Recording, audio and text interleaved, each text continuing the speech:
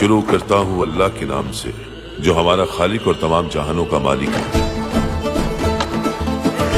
ذوالفقار سے بہتر کوئی دیکھ نہیں، نہ علی سے زیادہ بہادر ہے کوئی زمین۔ انشاءاللہ یہ ظلم کے خلاف ہی اٹھے گی ہمیشہ۔ السلام علیکم۔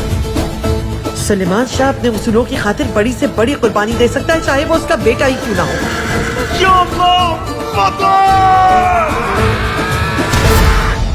اسے اس طرح اپنا گرویدہ بنا لو کہ وہ کسی کے بارے میں سوچ ہی نہ سکے۔ یہ خواب لگتا ہے مجھے۔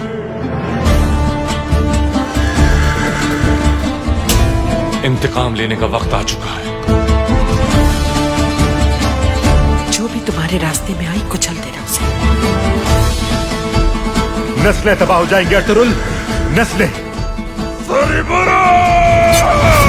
تم کون ہو آخر؟ سلیمان شاہ کا بیٹا ارطغرل۔